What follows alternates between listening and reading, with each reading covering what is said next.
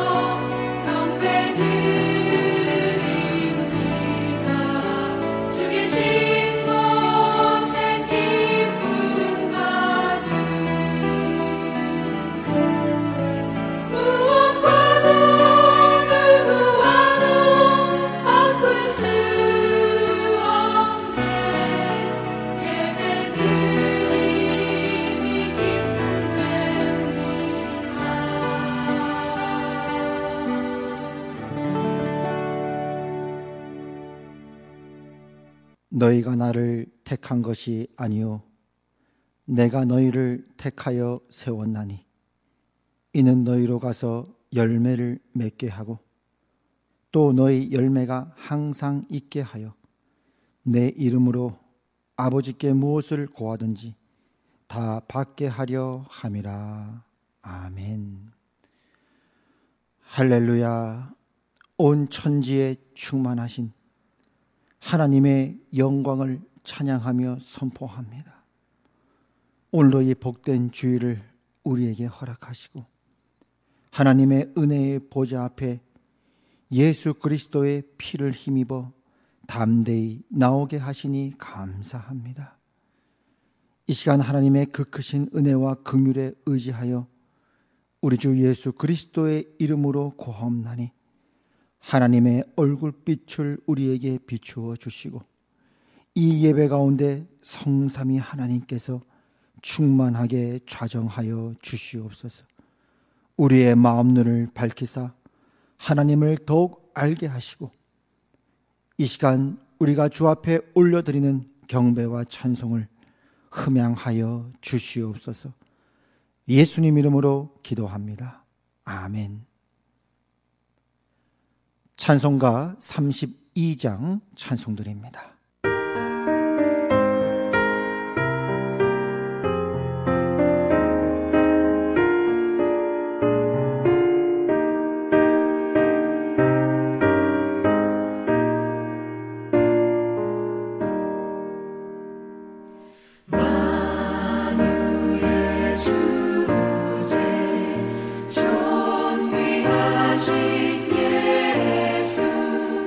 사랑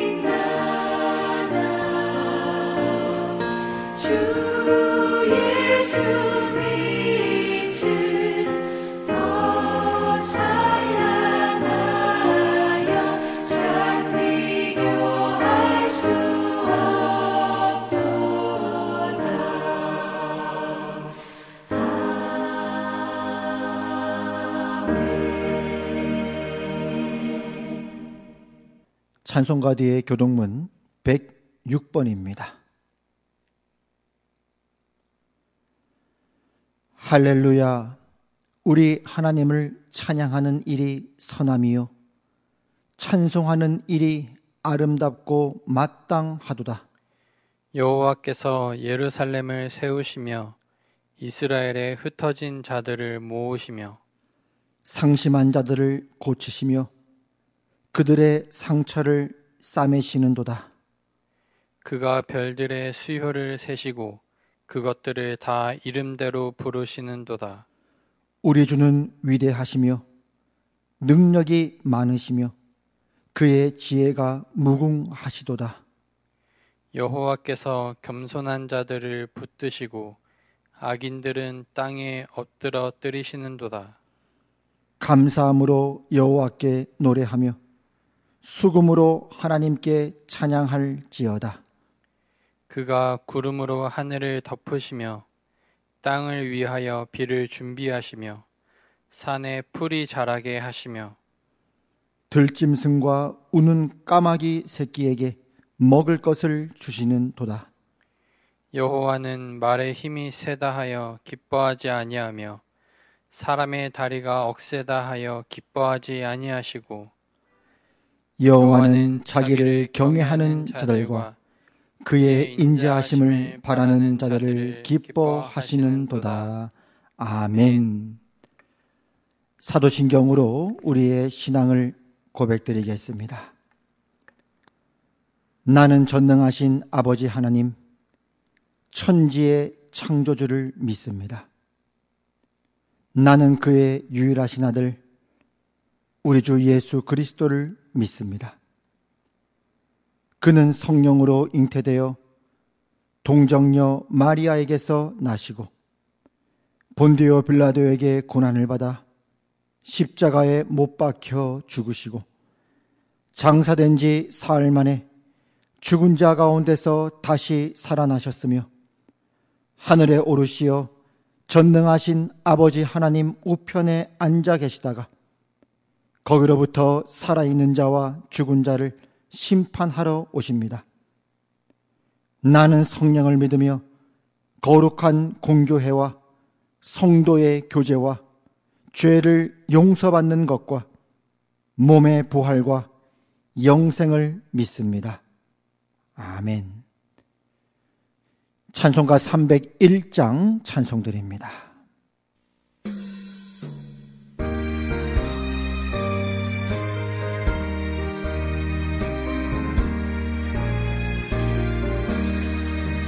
지금까지 지내온 것 주의 크신 은혜라 한이 없는 주의 사랑 어찌 이루 말하랴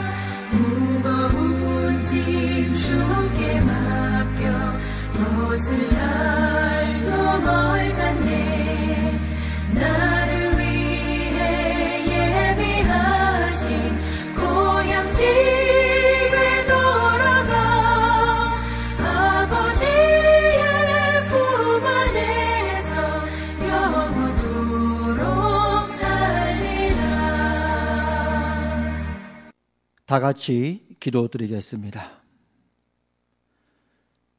하나님 아버지, 은혜를 감사드립니다.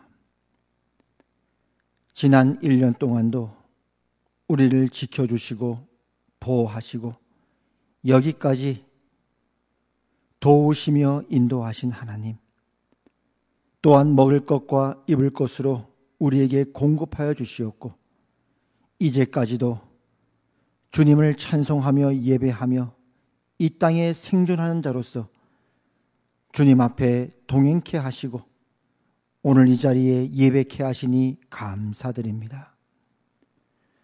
또한 복된 추석 명절을 맞이하여 하나님 앞에 다시 한번 감사를 올려드리게 하시며 1년을 돌아보며 우리의 감사와 찬양이 더욱더 넘치게 하여 주시니 감사합니다. 오늘 이 예배를 통하여 우리의 경배와 찬송을 주 앞에 올려드리오니 주님 받아 주시옵소서.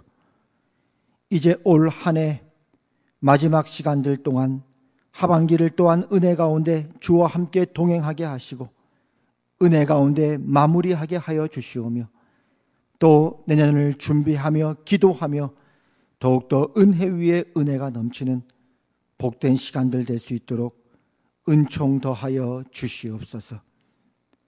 한 주 동안도 살면서 우리 발에 묻었던 모든 때와 우리의 허물과 죄악을 주님 앞에 고백합니다. 때로는 일부러 고의로, 때로는 몰라서 하나님을 반역하며 거역하였던 우리의 모든 완역함과 어리석음과 미련함을 자복하오니 주여 우리를 불쌍히 여겨 주시옵소서. 우리가 진토뿐임을 기억하여 주시옵소서. 이 시간 주님의 거룩한 보혈로 우리를 덮으사 깨끗하게 하여 주시옵고 주님 앞에 우리의 모든 죄를 토하며 겸손히 주 앞에 무릎 꿇고 엎드릴 때에 용서와 사죄의 은총과 기쁨을 허락하여 주시옵소서. 또한 새 마음과 새 영을 주사 이번 한 주 동안 살아가는 순간순간마다 우리의 몸으로 주님 앞에 살아있는 제물을 올려드리오며 산 예배로 주님 앞에 드리는 복된 한 주 되게 하여 주시옵소서. 이 시간도 진리 가운데로 우리를 인도해 주시기를 기도합니다. 성령님 오셔서 우리의 마음 눈을 밝혀 주시옵고 하나님을 더욱 알게 하여 주시옵고 진리 안에 열매 맺는 복된 시간, 복된 삶 되게 하여 주시옵소서. 예배 모든 시청을 주 앞에 올려드리오며 예수님 이름으로 기도합니다. 아멘. 찬송가 429장 찬송 드리시면서 준비하신 헌금 드리겠습니다.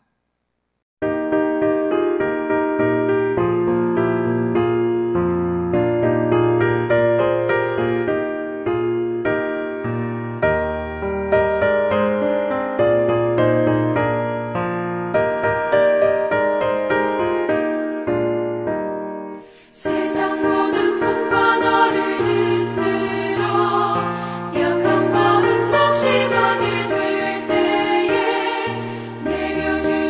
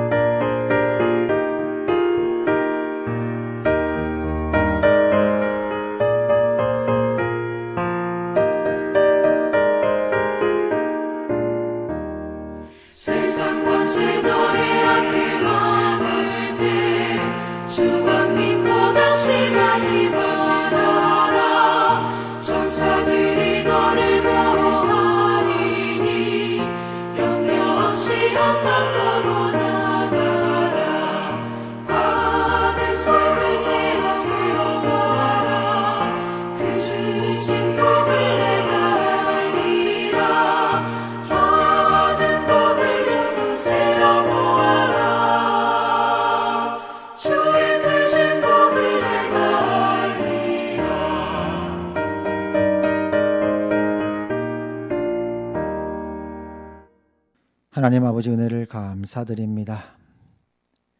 한 주간 동안도 우리를 먹이시고 입히신 하나님, 그 하나님께 감사드리오며 우리의 예물과 물질을 올려드립니다. 주님 받아 주시옵소서. 모든 것이 하나님으로부터 왔음을 고백하며 올려드리는 우리의 믿음을 받아 주시옵고, 앞으로의 삶 동안에도 주님으로부터는 은혜와 공급이 끊이지 않을 줄로 믿습니다. 하나님의 풍성한 은혜 가운데 우리의 영과 몸과 홈이 그리스도 예수의 날까지 보존되게 하여 주시옵고, 날마다 주님의 공급으로 인해 우리의 입술에서 찬양과 기쁨과 감사가 끊이지 않게 하여 주시옵소서. 특별히 이번 한 주 생일을 맞이하여 드리는 예물이 있습니다. 지금까지 지내온 것 하나님의 크신 은혜임을 고백하며 올려드리는 예물 주여 받아 주시옵고, 앞으로의 생애 위에 더욱더 하나님의 큰 은총과 은혜로 동행하여 주시기를 기도드립니다. 하나님이 없이는 살 수 없고 하나님의 은혜가 아니고는 살 수 없음을 고백하며 무릎 꿇는 우리의 심령 위에 은혜 위에 은혜를 더하여 주셔서 매일매일의 삶 가운데 기쁨과 감사가 더욱더 흘러 넘치며 공급하시는 주님의 손길로 말미암아 우리의 입술에 웃음이 끊이지 않게 하여 주시옵소서. 하나님, 올 한 해 동안도 우리와 함께 하신 하나님을 찬양합니다. 더욱더 앞으로의 하반기에도 동행하여 주시옵고, 하나님의 은혜와 영원한 사랑에 감사드리오며 예수님 이름으로 기도합니다. 아멘. 오늘 하나님께서 우리 주신 말씀은 갈라디아서 5장 22절에서 23절까지 말씀입니다.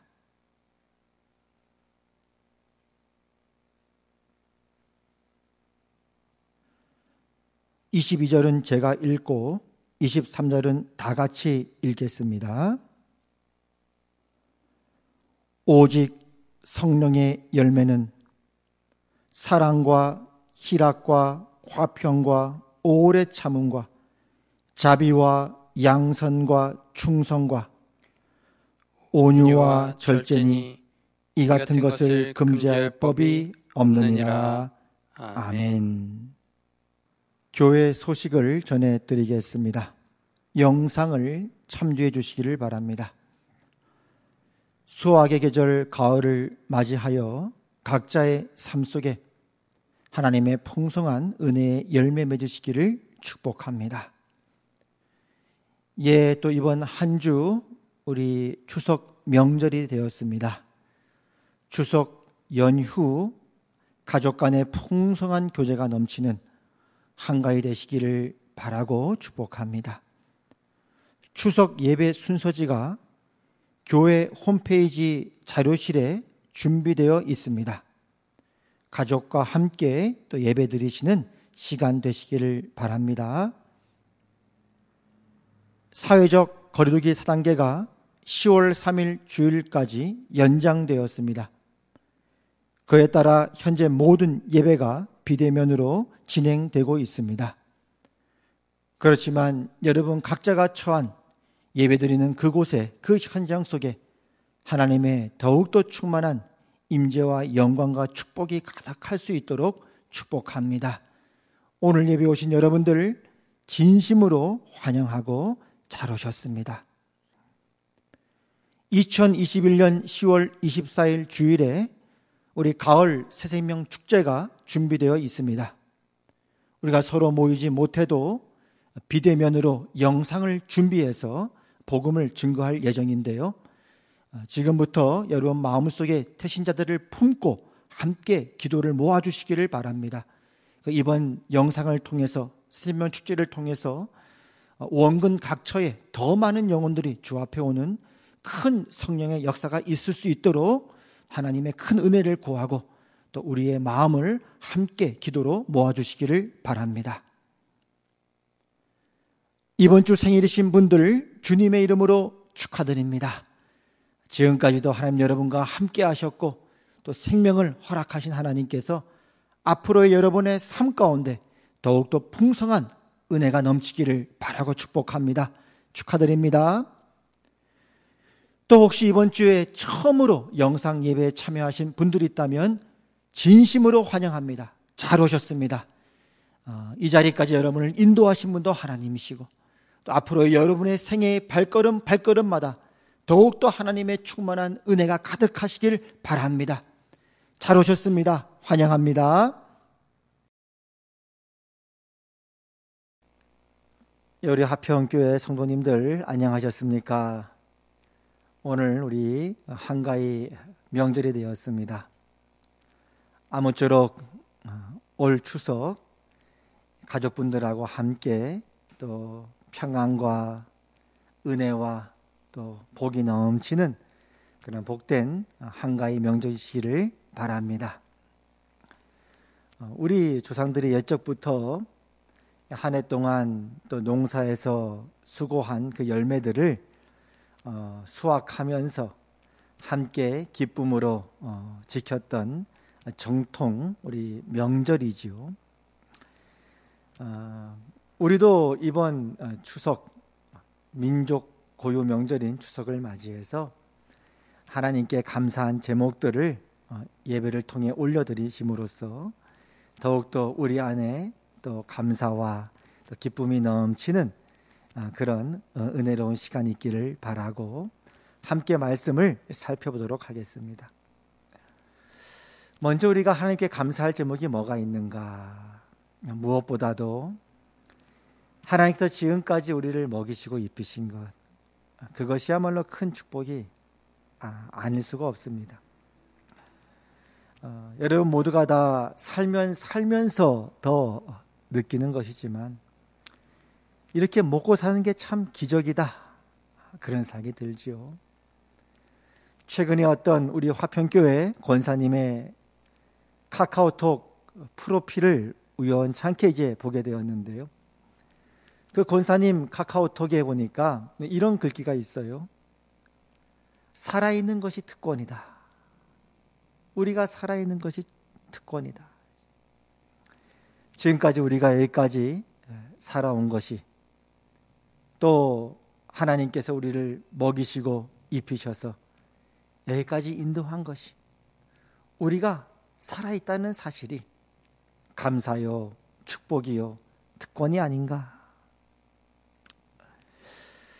또 한편으로 생각해 보면은 국가적으로 봐도요, 여기까지 하나님께서 이 나라와 민족을 인도해 주셨고, 또 한편으로 가만히 생각해 보면은 우리가 살아왔던 이 세대들이야말로 기적의 세대들을, 그런 우리가 시대를 거쳐오지 않았는가.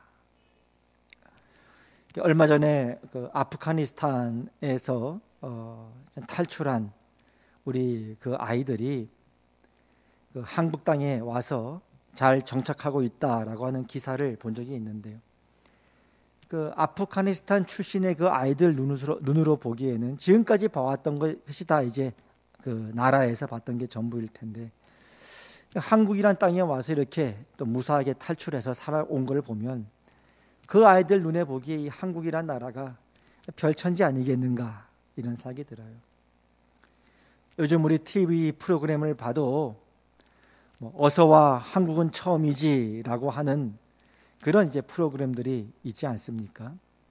그러니까 여러 이제 외국 사람들이 한국에 처음 방문하면서 여행하게 되는 그런 과정들을 방송으로 보내주고 있는데요. 그 중에는 예전에 우리가 참 선진국이라고 부러워했던 그런 나라의 사람들도 우리나라 와서 여러 우리나라의 음식들과 또 숙소와 여러 문화들을 경험하면서 참 놀라워하고 또 행복해하고 이런 모습들을 종종 보게 되어집니다. 그만큼 이제는 우리나라가 외국에서 손님들을 초대할 수 있는 그런 형편이 되었고, 또 우리나라의 여러 문화나 자랑스러운 또 보여주고 싶은 여러 가지 것들이 외국 사람들 보기에도 우리 안에 있다는 것을 반증하는 것이 아니겠습니까? 그만큼 우리나라가 많이 발전해 왔던 것이죠. 얼마 전에 우리 도쿄에서 올림픽이 있었는데요. 예전에만 해도 은메달을 따거나 하면은 인터뷰하면 그냥 고개를 푹 숙이고 말이죠. 어디 뭐 큰 잘못을 저지른 사람처럼 앞으로는 꼭 금메달 따겠습니다. 고개도 못 들고 그런 인터뷰를 했단 말이죠. 근데 이제 지난 도쿄올림픽도 이렇게 보니까 이제 많이 바뀌었어요. 뭐 금메달을 따서 기쁜 것뿐만 아니라 은메달을 따도 행복하고 동메달을 따도 기쁘고 뭐 생각해 보면 올림픽에 나가서 동메달을 딴다는 게 그건 뭐 아무나 할 수 있는 일이겠습니까? 그런 세계적인 대회에 나간 것도 영광인데 동메달을 따서 너무 행복하고 4위 해도 행복하고 5위를 해도 행복하고 본인이 막 행복해서 막 즐기면서 경기하는 걸 보니까 이런 생각이 들지 않습니까? 참 우리가 여유가 생겼구나. 여유가 생겼구나. 옛날에는 그저 1등 안 하면 안 되고 금메달 아니면 안 되고 은메달 따면 진 것 같고 패배한 것 같고 동메달은 어디 뭐 이렇게 명함도 못 내밀고 4등 5등은 뭐 쥐죽은 듯이 그냥 도망 다니면서 그랬던 시절인데 이제는 우리나라가 그만큼 이제 위상이 높아졌고 뭐 올림픽 아니어도 문화적으로 우리나라의 위상이 얼마나 높아졌습니까? 또 메이저리그에 가서 운동하는 선수도 있고요. 메이저리그에서 우리나라에 온 선수도 있고요. 외국 선수 중에서요. 또 축구에 있어서도 프리미어리그에 가서 세계적인 축구를 잘하는 선수가 있기도 하고요. 또 뭐 예술 분야에서도 아카데미상에서 또 우리나라가 상을 또 타기도 하고요. 여러 분야 속에서 이제 세계적으로 우리나라의 위상이 높아졌기 때문에 그만큼 우리나라가 발전했고 여유가 생긴 건 아닌가 이런 생각을 하면서 저도 참 행복하게 올림픽을 봤던 기억이 있습니다. 세계 2차 대전이 끝난 이후에 독립한 국가로서는 그전에는 우리가 식민지였다는 거죠. 참 가난하고 약했던 이제 막 독립을 했는데 그나마저 남북으로 분열이 돼가지고 전쟁까지 벌어진 이 나라에 그 수많은 무기들이 떨어져서 황폐화되었고 초토화되었던 이 나라가 이렇게까지 선진국 대열에 올라설 수 있었다는 것. 그 시대를 살아왔던 우리 부모님 또 우리 할아버지 할머님들 그 세대가 보기에는 또 우리가 보기에도 참 기적 같은 세대를 우리가 경험했구나. 그 뭐 한마디 더 덧붙이자면 우리나라 의료 체계는 전 세계 탑 아닙니까? 옛날에 뭐 어디 뭐 병원 갈 돈이 어디 있었겠어요. 아파도 웬만하면 참고 그러다가 병을 더 키우고 그런 적이 있었잖아요. 뭐 어디 약 사 먹기도 쉽지 않아서 집에서 어디 뭐 아프면 간장 바르고 고추장 바르고 그랬던 것이 불과 우리 앞선 우리 할아버지 할머니 부모님 세대였단 말이에요. 지금은 말이죠. 어디 뭐 건강검진 받을 여유가 있었습니까? 국가에서 2년에 한 번씩 공짜로 건강검진을 해줘요. 내시경 검사도 해주고 우리 건강을 체크해주고 그런 나라가 어디 있습니까? 그리고 혹시라도 뭐 질병이라도 발견이 되면 국가에서 많은 부분을 또 부담해 주고요. 최소한 우리들은 부담이 없도록 하고요. 이런 걸 보면 참 우리나라 의료 체계는 그야말로 전 세계 최고라고 해도 과언이 아니고요. 이렇게까지 발전했구나 이런 생각이 들게 되어집니다. 따지고 보면 우리 모두는 다 돌이켜보면 물론 지금 살아가는 것도 또 어렵다면 어렵고 힘든 이 시기를 지내고 있지만 그러나 그 이전과 한번 우리가 돌아보고 생각해 보면 그래도 참 이 나라와 민족이 기적 같은 그런 세대를 그런 시대들을 거쳐왔구나 경험해왔구나. 지난 화요일 날 우리 순복음교회 고 조용기 목사님께서 소천하셨습니다. 그렇게 우리 앞선 믿음의 선배님들이 믿음의 우리의 그 아버님들이 이제 주님의 부름을 받는 걸 보면서 참 저도 마음이 깜짝 놀랐습니다. 돌아가시면서 이제 여러 기사들이 뜨지 않습니까? 여러분들이 다 알고 있는 내용이었겠죠. 그 기사에 보니까 조용기 목사님께서 고등학교 2학년 때 폐결핵에 걸려서 그때만 해도 폐결핵 하면은 죽음 앞까지 가셨는데 기적적으로 그 치유함을 받고요. 그리고 하나님의 그 특별한 은혜와 체험을 하고는 이제 목회자로서 부름을 받고 신학교에 입학을 하게 됐죠. 수석으로 이제 신학교에 입학을 해서 졸업한 이후에 이제 교회를 개척했는데 1958년에 그 지금 서대문구 대조동에 천막교회를 시작했어요. 천막교회라 봐야 조용기 목사님하고 또 후에는 그 조용기 목사님의 장모님이 되신 최자실 목사님 그 가족하고 또 비가 와가지고 또 마침 그 비를 피해서 천막에 들어온 어떤 할머니 한 분하고 5명이 개척교회를 시작해요. 5명. 1958년 때 시작한 천막교회인데 20년이 지났어요. 1979년 정확하게 하면 21년이 지났는데요. 기사를 보니까 1979년도에 10만 명이 됩니다. 그런 나라가 어디 있습니까, 여러분? 한 교회 한 개인을 말하자는 게 아니라 어느 나라가 어느 민족이 10만 명이 모인 교회가 있는 그런 나라가 어디 있습니까? 그때는 순복음교회뿐만 아니라 모든 교회에 다 그런 부흥이 일어났잖아요. 그런 뭐 교회가 한두 개입니까? 하나님께서 이 나라에 얼마나 큰 축복을 주셨는지.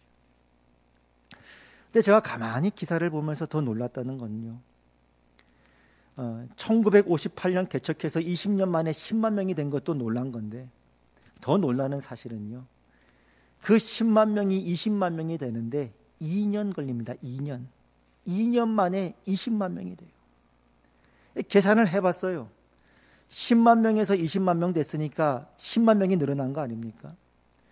도대체 2년 안에 10만 명이 늘어나려면 성도가 어떻게 와야 되나? 1년이 약 이제 50주 되니까 계산해 보니까요, 매주마다 1000명 이상씩 등록을 해야 되는 거예요. 그것도 2년 내내 빠짐없이. 그건 인간이 어떤 상상이 안 가잖아요. 무슨 사람이 매주마다 1000명씩 그렇게 몇 년을 끊임없이 그렇게 꾸준히 올 수 있습니까? 무슨 뭐 아이돌 콘서트 하는 것도 아니고, 콘서트를 한다고 누가 그렇게 오겠습니까? 1000명씩 매주마다 말이죠. 그렇게 해서 2년 만에 20만 명이 됐고요. 결국 나중에는 더 부흥해가지고요, 70만 명이 넘어서 단일 교회로서는 세계에서 가장 많이 모이는 그런 기네스북에 오른 교회, 그런 교회가 순복음교회였고, 그 교회뿐만이 아니라 그때는 모든 그런 대형 교회가 우리나라에 많이 있잖아요. 한국 전체가 그렇게 하나님께서 이 땅에 축복을 주셨고 복을 주셨던 그런 나라, 그런 땅이 아닌가. 세상에 눈을 들고 보세요. 세상 어느 나라에 그런 교회가 있고 어느 나라에 그렇게 성도들이 매주마다 1000명씩 몰려드는 그런 교회가 있는 나라가 어디 있습니까? 이 세상 천지에 말이죠.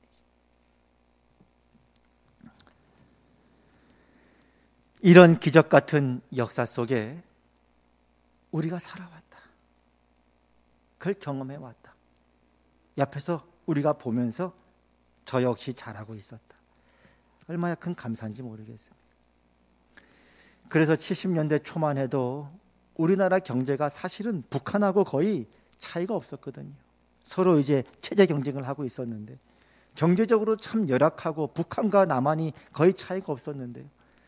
그게 이제 벌어지기 시작한 결정적인 계기가 1973년도에 여의도 광장에 빌리그리암 집회가 있었고, 74년에 말 그대로 폭발이란 뜻이죠. 엑스폴로 74가 있었고, 그렇게 여의도 광장에 100만 명이 모이고 또 그렇게 사람들이 몰려들면서 그런 교회의 폭발적인 성장, 그야말로 폭발적인 성장, 매주마다 한 교회에 1000명 이상씩 성도들이 등록해야지만 가능한 그런 폭발적인 성장과 함께 한국의 경제가 비약적으로 발전해서 이제는 북한하고는 게임이 되지 않고 어느덧 정신 차리고 보니 선진국의 대열에 우리나라도 올라서게 되고, 오히려 우리가 불효했던 많은 선진국의 사람들이 한국을 보면서 코리아 원더풀 하는 그런 나라가 될 수 있었다는 것, 그런 세대를 우리가 살아왔다는 것, 경험해 왔다는 것, 얼마나 큰 축복이고 감사인지 모르겠습니다.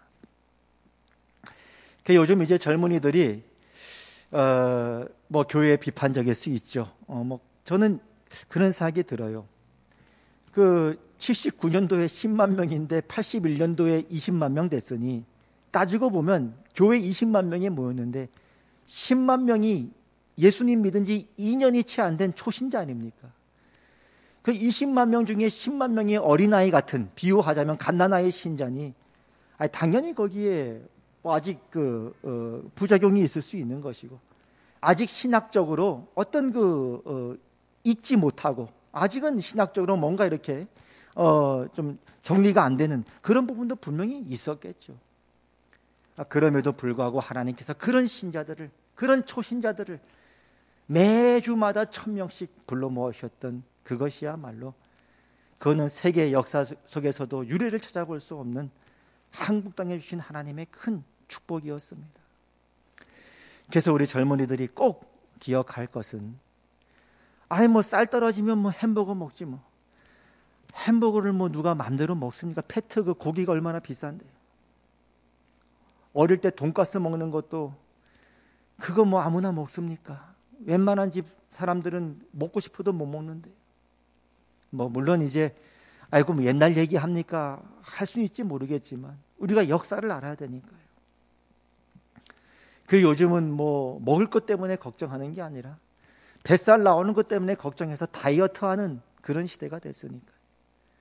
이렇게 우리가, 이 나라가 여기까지 올 수 있었던 것은 분명한 하나님의 축복이었고, 그리고 우리 한국교회 많은 우리 목사님들께서, 그리고 성도님들이 그런 기도와 헌신으로서 함께했던 그 결과로, 하나님의 축복의 결과로 여기까지 왔다는 것을 우리 자녀들이, 젊은이들이 그것만큼은 꼭 기억했으면 좋겠습니다.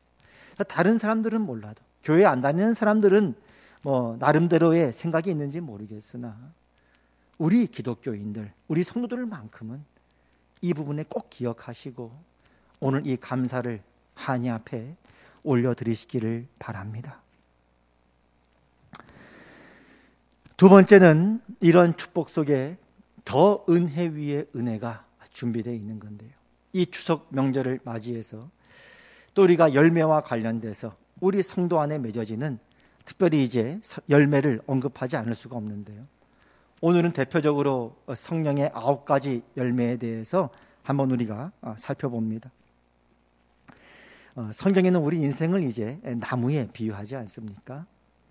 근데 이제 이런 성령의 9가지 열매나 이런 이야기를 들으면 맨 먼저 드는 생각 중에 하나가, 내 안에 이런 열매가 맺어졌는가, 그리고 나는 이렇게 살았는가 하는 속에 사실 좀 부끄러움도 많이 느끼고, 또 참 하나님 앞에 죄송한 마음도 많이 느끼는 것도 사실입니다. 그러나 이 성령의 9가지 열매를 우리가 볼 때 그것보다 먼저 우리가 생각해야 될 부분은, 우리가 이렇게 성령의 열매를 맺는 나무가 되었다는 것. 이게 축복이죠. 은혜죠. 그렇게 새롭게 거듭난 나무, 그런 존재가 되었다는 것, 이것들을 우리가 먼저 기억해야 될 것이라 생각합니다. 왜냐하면 예수님께서 뭐라고 말씀하셨냐면, 일찍이 이제 가시나무는 포도 열매를 맺을 수 없다, 당연한 말씀하셨거든요. 그건 노력의 문제가 아니라는 거예요. 존재의 문제라는 거예요. 가시나무가 아무리 노력해도 가시나무는 가시 외에는 맺을 것이 없다는 거예요. 그게 매여 있는 거죠. 그게 절망이죠. 그게 한계죠. 영적으로 비유하자면 하나님을 모르고 살아가는 사람의 인생 속에는 죽음과 사망 외에는 나을 것이 없다는 거예요. 그렇지 않습니까? 그런데 오늘 이 말씀에 우리 성도들의 향해서, 오늘 예배를 드리며 예수님을 믿고 그 안에 살아가는 여러분을 향해서 이 성령의 9가지 열매를 말씀하셨다는 것은, 여러분이 이제는 그런 나무가 되었다, 그런 존재가 되었다라고 하는 축복의 말씀이기도 한 것입니다. 그래서 이 성령의 열매를 언급한 갈라디아서 5장 22절을 보고 있는데요. 5장 1절의 시작이 뭐냐면 자유거든요. 자유. 그리스도께서 우리를 자유롭게 하려고 자유를 주셨으니, 이제는 매이지 않을 수 있는 자유. 그전에는 아무리 노력해도 사랑, 기쁨, 오래 참음 이런 건 상상할 수도 없고, 죽음 외에는, 절망 외에는, 사망과 썩어지는 것 외에는, 가시 외에는 더 이상 나올 것이 없는 그런 운명 속에 처했던 가시나무였는데, 이제는 사랑의 나무가 되어져서 사랑의 열매를 맺을 수 있는 존재가 되었다. 그래서 자유인 것이죠. 뭐 이렇게 한번 비유를 해볼까요? 우리 자녀들이 공부할 때 얼마나 고생이 많습니까? 야, 영어 공부해라. A, B, C 따라 해봐라. 뭐 힘들죠. 한국말도 어려운데. 근데 이렇게 한번 비유해 봅시다. 이 존재의 문제니까요. 가시나무냐 사과나무냐는 건 노력의 문제 이전에 그거는 어떤 존재냐의 문제이기 때문에 이렇게 비유가 한번 우리가 해보면 이 강아지한테 그러는 거죠. 야, 내가 강아지를 너무너무 사랑하고 요즘 이제 반려견 아닙니까? 정말 가족 같은 그런 친한 존재가 됐죠. 자, 강아지야, 내가 너를 정말 자식처럼 아끼고 사랑하는데 너도 좀 학교 좀 다녀봐라. 너도 이제 좀 사람답게 공부도 좀 하고 가라. 영어 좀 가르쳐줄게. 따라해봐. A. 그러면 강아지가 뭐라 그래요? 월 그런단 말이에요. 다시 따라해봐. 정확하게. B. 그러면 또 월 그런단 말이죠. 아유, 참 영어가 좀 어렵긴 하지. 이해한다. 나도 영어 어렵다. 한국말 가르쳐줄게. 쉬운 거. 그러면은 따라해봐. 철수야 놀자. 따라해봐. 그럼 강아지가 뭐라 그래요? 월 그런단 말이에요. 강아지는 그걸 만들어낼 수가 없어요. 그건 노력의 문제가 아닌 거예요. 바꾸고 말하면 야, 이제 우리 학교 가자. 우리 영어 공부하자. 우리 국어 공부하자. 수업 시간 됐다. 이 말은 우리의 존재가 바뀌었다는 것이죠. 이제는 A 그러면 A 할 수 있고 B 하면 B 할 수 있고 철수야 놀자 그러면 철수야 놀자라고 따라할 수 있고 쓸 수 있는 그런 존재가 되었다. 그런 의미에서 성령의 9가지 열매를 말한다는 것 자체가 우리 그리스도인에 주어진 그 지위, 그 변화, 거듭남, 새로운 존재, 이것이 얼마나 영광스럽고 큰 축복인가, 그것이 얼마나 하나님의 놀라운 은혜인가라는 그 복음의 말씀이 이 밑바탕에 깔려 있는 것입니다. 그래서 갈라디아서 5장 16절에도 뭐라고 말씀하냐면 내가 이르노니 너희는 성령을 따라 행하라. 놀랍지 않습니까? 너희는 성령을 따라 행하라. 그건 아무한테나 할 수 있는 얘기가 아니에요. 강아지야 따라해봐 A. 그렇게 말하는 사람은 없습니다. 아무리 강아지를 사랑해도. 영어 공부하자. 이건 아무한테나 하는 게 아니에요. 너희는 성령을 따라 행하라. 이제는 성령을 따라 행할 수 있는 나무가 되었다. 성령을 따라 행할 수 있는 존재가 되었다. 그 전에 허물과 죄로 죽었던 너희는 가시 외에는 사망과 죽음과 허망한 것 외에는 만들어낼 수 있는 것이 없었지만 이제 너희는 성령을 따라 행할 수 있게 되었고 성령의 열매를 맺을 수 있는 나무가 되었다. 사랑나무야 이렇게 말씀하는 거죠. 기쁨나무야 이렇게 말씀하시는 것이죠. 이사야서 5장에 보면 이와 관련돼서 하나님께서 구약의 교회 이스라엘 백성들에게 이렇게 말씀하십니다. 나는 내가 사랑하는 자를 위하여 노래하되 내가 사랑하는 자의 포도원을 노래하리라. 내가 사랑하는 자에게 포도원이 있으며 심히 기름진 사내로다. 땅을 파서 돌을 제하고 극상품 포도나무를 심었도다. 하나님께서 이렇게 말씀하시는 거예요. 내가 사랑하는 자의 포도원아. 나중에 이제 이사야서 5장 7절에 보면요. 무릇 만군의 여호와의 포도원은 이스라엘 족속이요 그가 기뻐하시는 나무는 유다 사람이라. 이렇게 말씀하셨거든요. 내가 이 민족에게, 너희에게, 이 대한민국에게, 이 한민족에게 내가 행한 일을 너희가 아느냐? 내가 내 사랑하는 이 포도원을 위하여, 이 민족과 족속을 위하여 내가 극상품 포도나무를 심지 아니하였느냐? 세상 어느 나라에 한 주에 1000명이 넘는 사람들이 등록하는 교회가 세상 어디에 있느냐? 어느 한 교회뿐만 아니라 그때는 너희 민족 전체가 그런 축복을 받아 누리지 아니하였느냐? 내가 사랑하는 내 포도원을 위하여 돌을 제하여 버리고 땅을 파서 이 황폐되었고 전쟁으로 폐허된 이 땅에 내가 극상품 포도나무를 너희에게 세웠노라 라고 말씀하는 거죠. 기뻐하라, 감사하라. 그러나 거기에 더 은혜 위에 은혜가 있단다. 더 풍성하고 부요한 은혜의 열매가 있단다. 이제 너희는 비로소 사랑할 수 있는 나무가 되었단다. 아이, 전 못해요. 전 할 수 없어요. 아니야, 할 수 있어. 해봐라. 따라 해봐라. 에이, 따라 하는 거지. 축복해봐라. 네, 누구누구를 축복합니다. 용서해라. 네, 누구누구를 용서합니다. 용납해라. 오래 참으라. 서로 짐을 지라. 너는 할 수 있다. 사랑나무야. 말씀하는 거죠. 이제 너는 기뻐할 수 있는 나무가 되었다. 기쁨아. 여러분, 이게 얼마나 큰 축복입니까? 기뻐할 수 있는 나무의 반대는 뭡니까? 슬픔의 나무죠. 그게 저주받은 것 아닙니까? 하나님을 모르는 자들아, 너희는 가시나무구나. 너희가 맺을 수 있는 건 당장은 화려해 보일지 몰라도, 그러나 결국은 영원한 고통 속에 있을 수밖에 없는 운명이구나. 슬픔의 나무야. 너무 기뻐하지 마라. 지금 돈 좀 있다고, 권력 좀 있다고, 명예 좀 있다고 너무 좋아하지 마라. 그건 다 꽃과 같이 다 시들어 버릴 것이고 다 바람처럼 겨처럼 날려버릴 것이다. 슬퍼해라. 그것이 저주 아닙니까?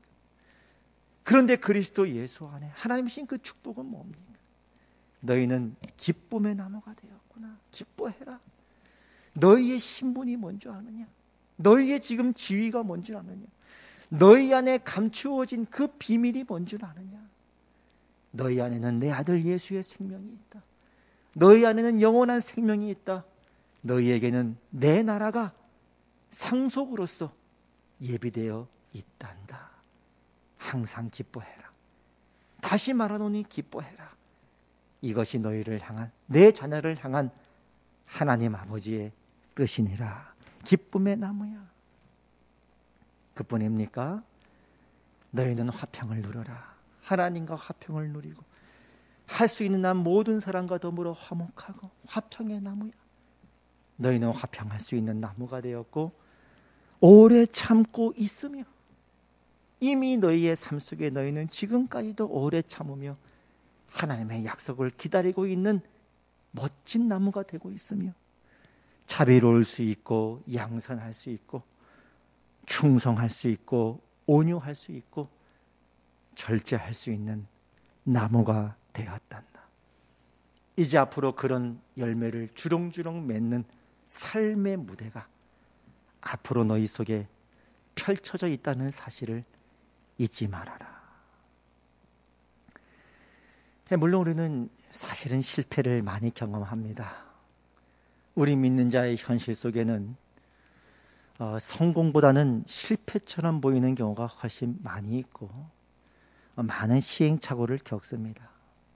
때로는 믿음이 약해지기도 하고, 때로는 절망하기도 하고 체념하기도 하고, 때로는 사랑하는 걸 참 어려움을 느끼면서 누군가를 남몰래 미워하기도 하고, 그것이 우리의 현실일 수 있습니다. 그러나 하나님은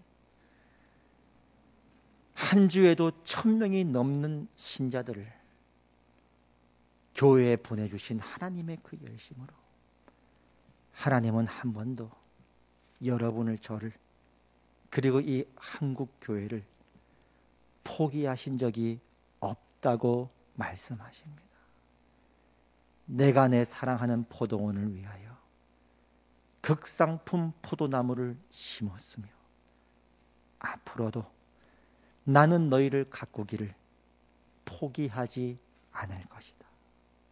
그 증거가 어디 있냐고요? 요한복음 15장에 이렇게 말씀하십니다. 나는 참 포도나무요 내 아버지는 농부라. 무릇 내게 붙어 있어 열매를 맺지 아니하는 가지는 아버지께서 그것을 제거해 버리시고 무릇 열매를 맺는 가지는 더 열매를 맺게 하려 하여 그것을 깨끗하게 하시느니라. 이것이 하나님의 증언입니다.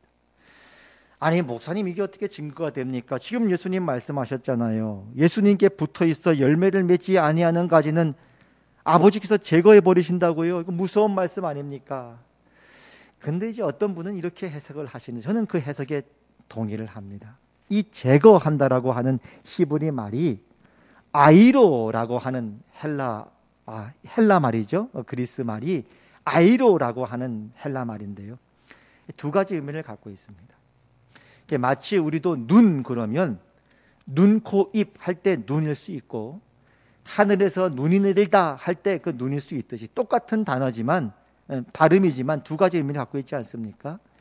이 헬라어 아이로라는 단어는 두 가지 의미가 있는데 하나는 제거하다라는 뜻이 있고요. 하나는 들어 올린다, 들어주신다라는 의미를 갖고 있는 단어입니다. 이게 왜 이런 말씀을 하시냐면 포도 나무를 농사를 짓는데요. 이 당시는 철이라는 게 귀했거든요. 그러니까 요즘처럼 철사를 이용해서 Y자형으로 만들어서 가지를 세우거나 그런 게 아니라 철이 이때는 귀하고 없었기 때문에 그냥 포도나무 가지들이 덩쿨처럼 그냥 땅에 이렇게 늘어뜨린 채로 키우고 재배하는 경우가 있어요. 근데 아무래도 땅에 붙어 있다 보니까 습기도 있고 또 건조하기도 하니까 열매를 못 맺는 가지가 있지 않습니까? 그래서 그렇게 열매를 못 맺는 가지 같은 경우는 농부들이 어떻게 했냐면 돌을 가져다가 돌을 놓고 그 돌 위에 가지를 이렇게 올려놓는 거예요. 그러면 그 습기가 찬 땅으로부터 올려갈 수 있으니까 열매를 맺는단 말이죠. 그래서 그렇게 들어서 올린다라는 뜻이 아까 헬라 말로 아이로라는 단어입니다. 그 중엔 또 열매 맺는 가지 있지 않습니까? 열매 맺는 가지는 그 경우는 더욱더 장가지를 쳐서 더욱더 극상품 포도나무가 되도록 하신다. 이런 말씀이 요한복음 15장 2절의 말씀인 것입니다. 그런 관점에서 보면 15장 1절을 이렇게 볼 수 있는 거예요. 무릇 내게 붙어 있어 열매를 맺지 아니하는 가지는 땅바닥에 붙어서 그 습기 때문에 열매를 못 맺는 가지는 아버지께서 그것을 돌 위에 다시 올리셔서 열매를 맺게 하시고 무릇 열매를 맺는 가지는 더 열매를 맺게 하려 하여 장가지를 치고 그 가지를 그 나무를 극상품 포도나무가 되게 하신다라는 의미가 되는 것이죠. 이 말씀은 무슨 말씀이에요? 포기하지 않는다. 나는 너를 포기하지 않는다. 나는 너희를 한 번도 포기한 적이 없단다. 내가 내 사랑하는 포도원을 위해 행했던 일을 너희가 봤지 않느냐? 너희는 알고 있지 않느냐? 이 황폐되었던 이 땅에, 폐허되었던 이 땅에 내가 어떤 일을 했는지를 너는 알고 있지 않느냐? 나는 한 번도 너희를 포기한 적이 없단다. 그래서 주님은 지금도 여전한 그 열심으로 매주마다 1000명씩 교회로 보내셨던 그 하나님의 열심으로 지금도 여러분과 저를 빚고 계시다고 말씀하십니다. 그리고 이제 너희는 그런 나무가 되었으니 이제 우리가 선진국이 되었잖아요. 이제 외국에서도 부러워하는 그런 나라가 됐잖아요. 한국을 다 놀라운 눈으로 쳐다보고 있는 그런 외국인들이 많이 있잖아요. 이제는 굳이 금메달 안 따도 은메달 따도 행복하고 동메달 따도 행복하고 올림픽에 참여해도 행복한 그런 나라가 됐잖아요. 여유가 생겼잖아요. 이제 너희는 사랑할 수 있는 나무가 되었다. 기뻐할 수 있는 나무가 되었다. 화평할 수 있고 온유하고 오래 참고 용서하고 용납하고 기다려주고 축복하고 기도할 수 있는 나무가 되어 있지 않았느냐. 이제 그렇게 더욱더 풍성한 열매로 가득하여 하나님께 더욱 큰 영광을 올려드리는 그런 너희가, 그런 한국교회가 되어라. 주님은 2021년 추석을 맞이한 우리 모두에게 하나님의 음성을 들려주시는 것입니다. 이렇게 말씀하십니다. 너희가 나를 택한 것이 아니라 내가 너희를 택하여 세운 것이다. 그것은 너희가 가서 열매를 맺어 그 열매가 언제나 남아있게 하려는 것이라. 그런 은혜 위에 은혜로 충만한 사랑하는 여러분들의 남은 인생 또 생애 되시기를 축복하고, 지금까지도 그 험난한 세월들을 살아오신 여러분들, 그 하나님의 은혜를 경험하신 여러분들, 더욱더 풍성한 은혜와 열매가, 가득한 열매가 앞으로의 생애 위에도 넉넉하게 충만하시기를 바라고 축복합니다. 기도하겠습니다. 하나님 아버지, 은혜를 감사드립니다. 오늘 이 2021년 추석 명절을 맞이하여 내가 내 사랑하는 포도원을 위해서 행한 일을 아느냐? 내가 땅을 파고 돌을 제하여 극상품 포도나무를 너희에게 심었느니라. 이제 더 큰 은혜 위에 은혜가 있단다. 이제 너희는 사랑의 나무가 되었고 기쁨의 나무가 되었단다. 더욱더 은혜 위에 은혜로 충만한 앞으로의 생애가 되고, 내가 절대 너희를 포기하지 않고 놓치지 않는 사실을 기억하도록 하여라. 아멘입니다. 그렇게 우리를 붙들어 오신 아버지 고맙습니다. 은혜 위에 은혜를 더하사 우리의 생에 다하도록, 우리의 전부를 다하도록 하나님께 마땅한 영광과 찬송을 올려드리는 남은 생애 되게 하여 주시옵소서. 예수님 이름으로 기도합니다. 아멘.